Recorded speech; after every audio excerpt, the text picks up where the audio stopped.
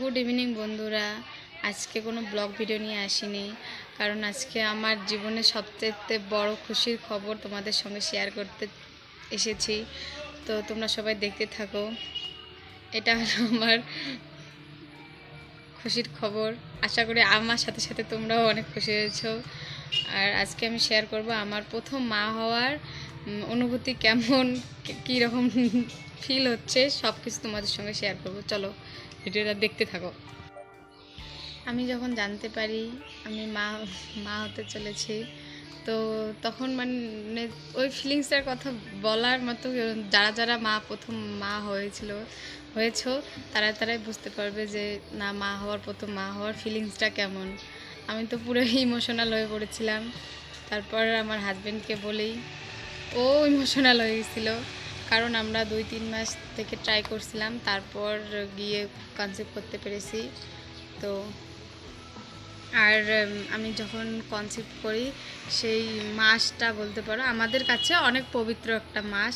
তো আমি সেহরি খাওয়ার সময় আমি টেস্ট করার পরে রমজান মাসে 25তম দিন হয়তো বা হতে পারে, মানে ঠিক অ্যাকচুয়ালি মানে ডেটটা মনে নাই, কিন্তু 25তম দিন হতে পারে। কিন্তু সেহরি খাওয়ার সময় আমি উঠি, তারপরে টেস্ট করি যে কনসিভ করছি। তো তখন তো ভাবতে পারি নাই যে এত মানে ভালো একটা দিন বা ভালো একটা মাসে আমি কনসিভ করতে পারছি। মানে খুশি তো আছেই, কিন্তু অনেকটা মানে ইমোশনালও ছিল। কনসিভ করার পর আমার কিছু মানে আগে কিছু মনে হয় নাই যে, বা আমি মানে এমন কোনো কিছু মনে হয় নাই যে আমি কনসিভ করছি বা কিছু। আগে কারো নাকি আগেই মনে হয়, কিন্তু আমার ওইরকম কিছু ছিল না। কনসিভ করার পরে আমার কিছু হয়েছিল, মানে আমার যখন পিরিয়ড মিস হয়, মানে প্রায় 5-6 দিন পার হয়ে যায় ডেট, তারপরেও কোনো সিমটম দেখা দেয়নি। কারণ আমি অনেক ভিডিও দেখছিলাম যে না, কিছু নাকি টের পাওয়া যায়, মানে শরীরের পরিবর্তন দেখা দেয়, কিন্তু আমার মধ্যে ওইরকম কিচ্ছু হয় নাই। তা আমি অনেক মানে হতাশ হয়ে পড়ছিলাম। তারপর আমার বর বলছিল যে না, আগেই হতাশ হওয়ার কী আছে, তুমি আগে টেস্ট করে নাও, যদি ওইরকম কিছু হয় তো তারপরে দেখা যাবে।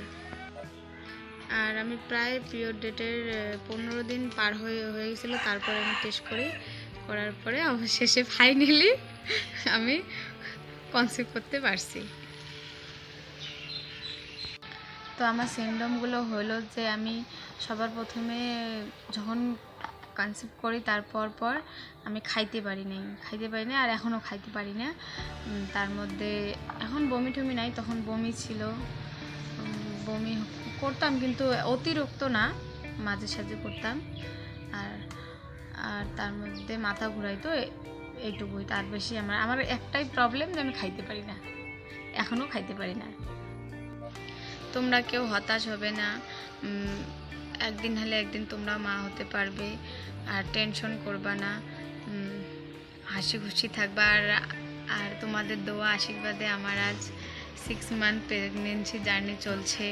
তোমরা সবাই আমার জন্য দোয়া আশীর্বাদ করো, যাতে আমি সুস্থ সবল একটা সন্তান পৃথিবীতে আনতে পারি। এই ছিল আমার প্রেগনেন্সি জার্নি, মা হওয়ার প্রথম অনুভূতি এবং প্রেগনেন্সি সিমটম তোমাদের সঙ্গে তুলে ধরলাম। যদি আমার ভিডিওটা ভালো লাগে তো লাইক, কমেন্ট, শেয়ার করো, আর আমাদের চ্যানেলকে সাবস্ক্রাইব করে আমাদের পাশে থেকো। দেখা হচ্ছে আগামীকাল নেক্সট ব্লগ ভিডিওতে। ততক্ষণ পর্যন্ত তোমরা সবাই সুস্থ থেকো, ভালো থেকো। আল্লাহ হাফেজ।